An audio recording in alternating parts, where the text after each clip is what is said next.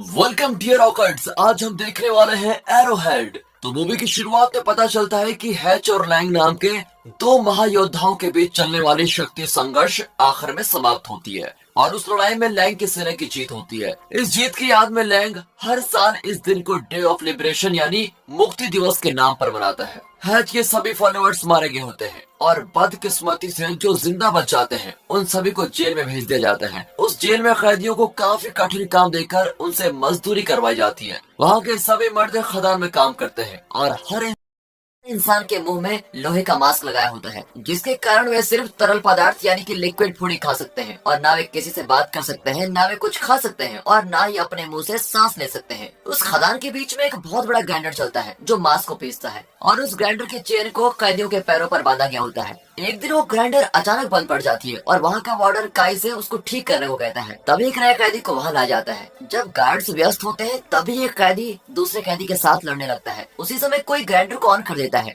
और उसकी चेन लड़ाई करने वाले कैदी को अंदर की तरफ खींच लेती है। तभी नया कैदी यहाँ वहाँ देखता है और वो भी उस लड़ाई में शामिल हो जाता है। वार्डन फिर उस ग्राइंडर को ऑन करता है, लेकिन इस बार वो इस तरह से उसको सेट करता है ताकि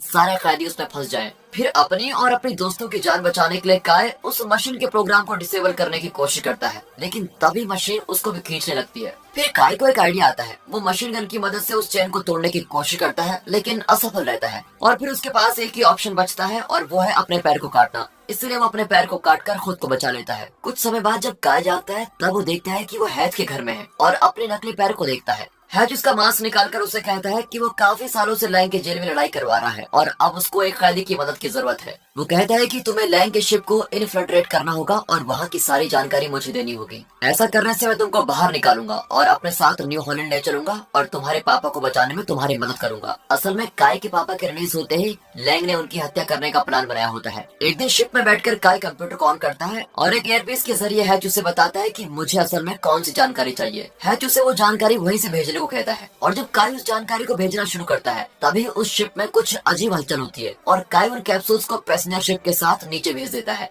और उसका शिप किसी अनजाने प्लेनेट में चला जाता है। कुछ देर बाद काय जाकर बाहर की ओर भागता है, लेकिन वो अपने हेलमेट को लेने फिर से शिप के अंदर भागता है क्योंकि बाहर का एनवायरनमेंट बहुत ही वैशिला बनते जाता है। फिर काय शिप में रखे किसी कंप्यूटर से कोई जानकारी प्राप्त करने की कोशिश करता है, लेकिन उसे लॉग इन करने के लिए ऑथराइजेशन की जरूरत पड़ती है और वो कंप्यूटर उसे शिप में ऑक्सीजन की मात्रा कम होने की चेतावनी भी देता है। फिर उस शिप का कमांडर और लैंडर उससे संपर्क करके जिंदा बचे हुए सभी लोगों को दुर्घटना के स्थल पर इकट्ठा होने को कहता है। तभी काय शटल से बाहर निकलता है और हैच से संपर्क करने की कोशिश करता है। इसी दौरान वो वहाँ पर ऑरलैंडर को देखता है और वो मर चुका होता है। फिर उस कैप्सूल से टैरन नाम की एक लड़की बाहर आती है और काय उसके मास्क को टैरन के चेहरे पर लगाकर उसको उठाकर शटल में लेके चला जाता है, लेकिन वो ये नहीं देखता कि ऑरलैंडर की बॉडी को कोई क्रिएचर खींचकर पत्थरों के बीच लेके जा रहा है। होश आने पर टैरन पहचान लेती है कि उस शटल के अंदर गैर कानूनी रूप से आने वाला इंसान काय ही है। फिर वे दोनों शिप के टूटे हुए टुकड़ों की खोज करते हुए जाने लगते हैं। तभी टैरन नीचे गिरे हुए एक धातु को देखकर कहती है, ये तो काफी जल्दी ऑक्सीडाइज हो रहा है, यानी ये पर्यावरण आगे चलकर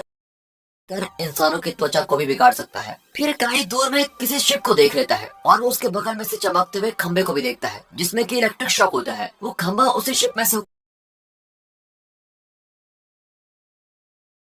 होकर बाहर निकलता है। अब टैरन अंदाजा लगाती है कि काय हैच का सैनिक है और वो कहती है कि हैच कोई अच्छा इंसान नहीं है, तुम उससे दूर रहो। लेकिन काय अपनी सेना के साथ वापस धरती पर जाना चाहता है क्योंकि उसे फिर से जेल में नहीं जाना है। फिर वे टैरन को उसका वेपन लौटाता है और वापस जाकर शिप में बैठ जाता है और उसे उड़ाने की कोशिश करता है, लेकिन तभी उसको याद आता है कि कंप्यूटर को चलाने के लिए तो उसके पास ऑथोरिटी नहीं है। फिर वह हैच के बारे में कोई जानकारी प्राप्त करने की कोशिश करता है और उसे हैच की पूछताछ करने वाली एक रिकॉर्डिंग मिलती है जिसमें वो अपने किए हुए गुनाहों को मान रहा होता है और एक खतरनाक जेल को हासिल करने की इच्छा के बारे में भी कहता है। फिर काय जाकर टैरन से कहता है कि वो उसे अपने साथ धरती पर ले जाएगा, लेकिन उन्हें ये सब जल्दी करना होगा। अब कुछ ही मिनटों में शिप उस प्लेनेट से बाहर निकलने वाला होता है और टैरन के कहने पर काय अपने कपड़े उतार देता है ताकि बाकी के लोगों को शक न हो कि वो हैच की सेना में से है, लेकिन इसका कोई फायदा नहीं होता। वे वहाँ पहुँचने में बहुत देरी करते हैं और वो शिप उड़ने लग जाता है। शिप को देखते समय काय को कोई क्रिएचर एक खड्डे के अंदर खींच लेता है और काय बाहर आने की बहुत कोशिश करता है, लेकिन वो उसको अपनी तरफ खींच लेता है।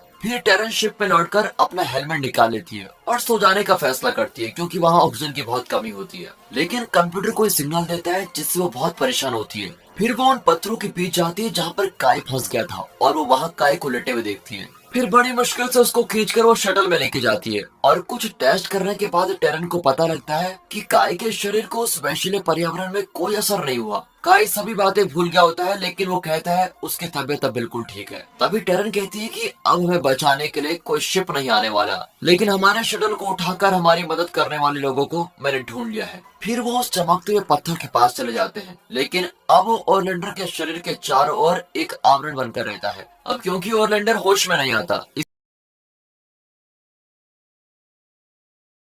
इसलिए काय ओरलैंडर की आंखों को स्कैन करता है ताकि वे शिप को स्टार्ट करके वहां से निकल सके।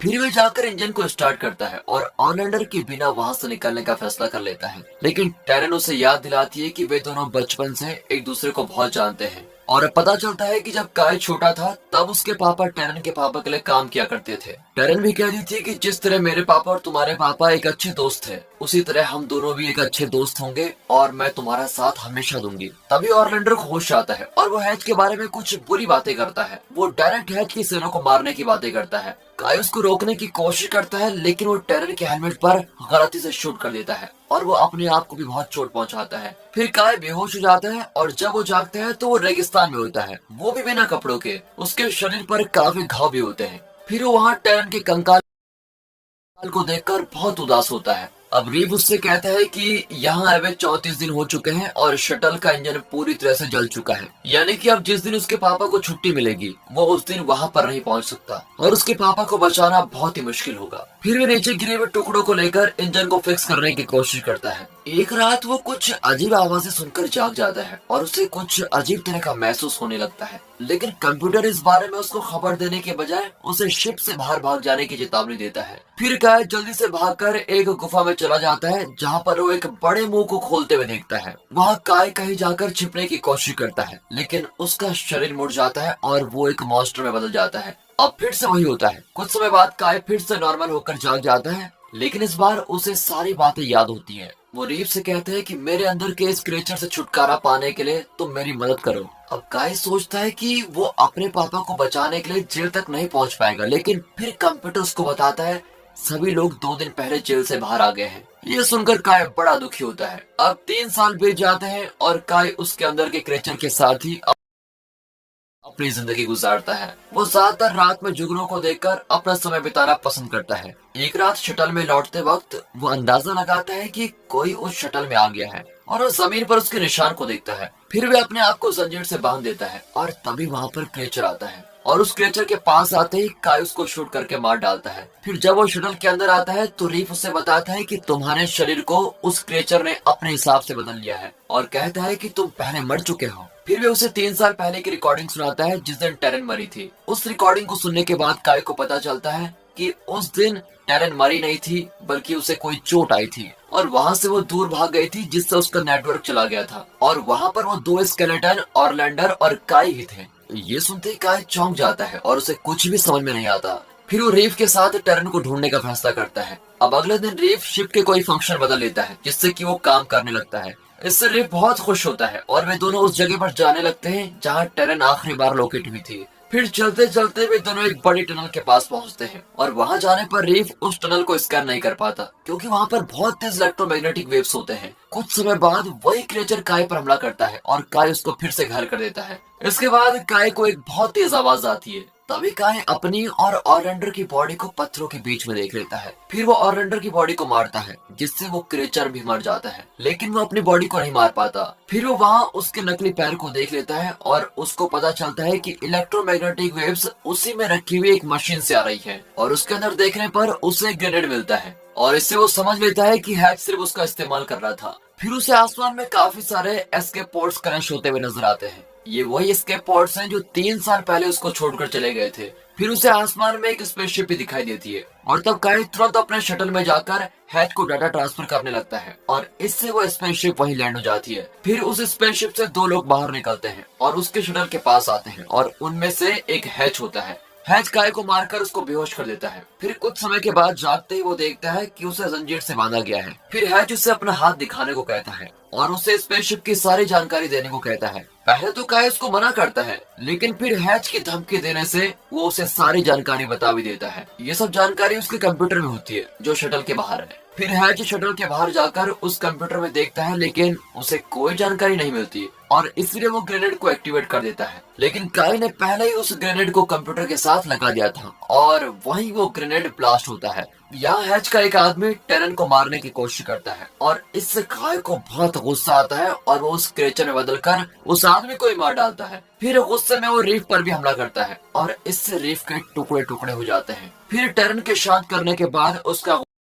चला जाता है। वह हैच आता है जो ग्रेनेड के ब्लास्ट होने से जख्मी हो गया है और वो काय को शूट करने लगता है, लेकिन फाइनली काय अपने टेंटिकल से उसको मार डालता है। फिर काय रीफ और टेरन के साथ हैच के शिप पे वहां से निकल जाते हैं। और दोस्तों इसी के साथ ये मूवी यहाँ पर खत्म